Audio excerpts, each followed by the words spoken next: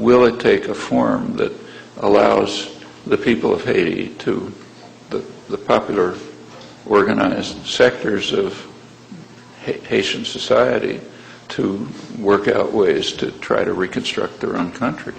And there are a lot of things that have to be done. I mean, not just economic development, also cultural change. So, for example, everyone in Haiti speaks Creole. A small sector, mostly wealthy, speak French. The official language is French. The language of the schools is French.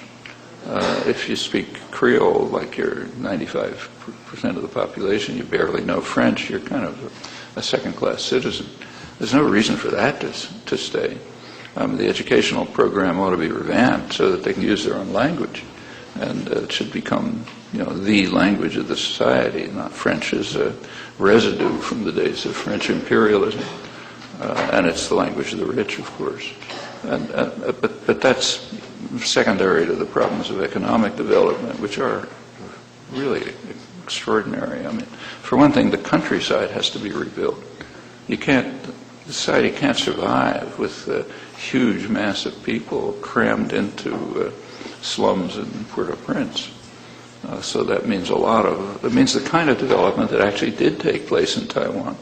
Distributing development to different parts of the country with state-organized subsidies, industrial policy designed to carry out balanced, sustainable development that can succeed, as it did in Taiwan, for example. Our own country's an example itself. When the United States won its freedom in 1786, there was advice from the leading economists of the day. Adam Smith, in particular, advised the United States on what it should do to grow and develop. His advice was pretty much what economists give the so-called developing world today. The United States, he said, should concentrate on its comparative advantage. They used the term then, but that's what it was, the things we're good at. We should be exporting fish and fur and primary agricultural products. And we should be importing industrial goods from England, where they were much more advanced. And instead of trying to develop an industrial society here, that would violate all the laws of economics, and it would be much better for if the United States followed those policies. And pretty much the same advice that the Treasury Department, the World Bank, the economics profession, and so on gives to the Third World today. Smith also urged that the United States not try to institute a monopoly over the primary products that it produces, because you can prove in economic theory and so on that that's bad for the world economy. Well, the U.S. was a sovereign country, and it could therefore follow its own policies. So it rejected all of those policies, 100%.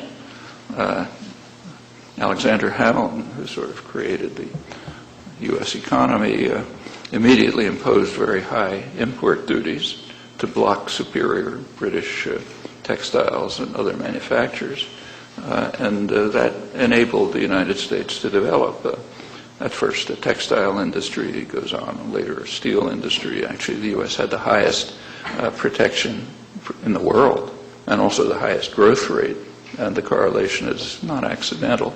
As far as monopolies are concerned, the U.S. tried very hard to gain a monopoly of cotton. Cotton was it's like oil today. It was the fuel of the Industrial Revolution. And the U.S. was producing a lot of it, but not all. The U.S. conquered Texas and half of Mexico, and as you know, and a prime goal was to try to gain a monopoly of cotton production. And U.S. presidents like Tyler argued that if we can control cotton production, we can bring England to its feet. England was the great enemy then. Remember, that was the powerful military force.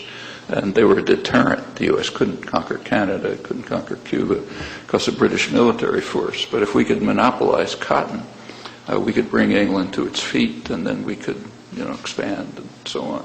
So the U.S. tried very hard to monopolize cotton and succeeded pretty well. Actually, Adam Smith's prediction, which, to repeat, is pretty much the same as the instructions given to the Third World today, were based on solid economic theory, and it's probably the most spectacularly refuted prediction in history. But that's the way countries grow and develop. If you can find an exception, well, try. I mean, it's not, it's pretty striking that the one country of the South, the outside of Europe and the United States, the one country that developed, Japan, is the one country that wasn't colonized. And it also could therefore violate the injunctions of the leaders of economic thought and of the wealthy powers. Well, Haiti didn't have that, hasn't had that luck. But unless it has the capacity to truly gain sovereignty and have the capacity to run its own, to carry out a form of development that's appropriate for the society, the way Taiwan did and South Korea and others, then it's not going to have much of a future. It will be a colonial dependency, as it has been.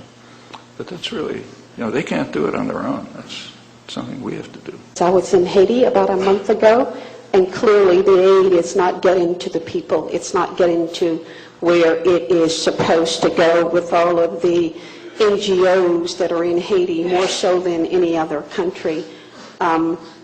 We managed to get on the compound of the International Red Cross, 33 nation states, and the lack of luxury that they enjoy, even down to an Italian restaurant. And that's just juxtaposed to the way the Haitians are living in these tent cities and neighborhoods. The difference is more than striking. However, my question is about the popular resistance that we're beginning to see that have emerged on the streets. It really started before the earthquake at the university. A leading university professor was murdered. And so something has been brewing on the streets for a long time. So I wonder if you could give us your sense of what's happening with this popular resistance. It seems to be very definitely tied into a very structural, organized way with the leadership in the tent city neighborhoods that are very structured and very impressive with the people whom I spoke to. And what are your thoughts about that? And where might this lead to in terms of challenging this structural adjustment and developing program clearly of Canada, the U.S., and France that has nothing to do with the needs of the Haitian people? Yeah, what you described is unfortunately pretty common. When the NGOs, a lot of the NGOs are quite good. Some of them do really good work. But there's a kind of an NGO culture which is really like vultures. I mean, they wait till a catastrophe comes somewhere, and then they flood in and pick up the money that's being poured in from, the wealthy countries, and they live just like you described. I mean, they go to the fancy restaurants. They live at a level way above the population, which causes all sorts of problems, and it diverts aid away from where it ought to go into the hands of the Western-run NGOs. And I'm not surprised to hear that something like that's happening in Haiti. I mean, there are constructive things that could be done. The main one is what you say. I mean, there has been, for a long time, it's kind of amazing, but there have been a very lively, active, engaged public, local organizations, activist organizations. The most striking case of it was just Aristide's election. And then repeated election. Every time there's an election, the same thing happens. And they're there, and we have to figure out ways to get the aid into their hands for them to run. There may be joint projects in which they take over. Actually, the most effective NGO in Haiti that I know of, and it really has been good, works just like that. That's Paul Farmer's Partners in Health programs. They set up, back in the mid-'80s, a clinic in the one of the poorest areas of rural Haiti, and Paul and others who worked there made sure that Haitians took it over. So it's now pretty much run by Haitian paramedics, Haitian doctors and others. If they need some kind of sophisticated surgery, the doctor will fly down from Boston or something. But it's pretty much run by Haitians, and very effective. Right through the earthquake, it was there were people pouring in from all over, way beyond anything they could handle, and that's the way to do it. To develop institutions that are taken over by the local population and run by them in their own way, and they can do things that the outsiders can't do.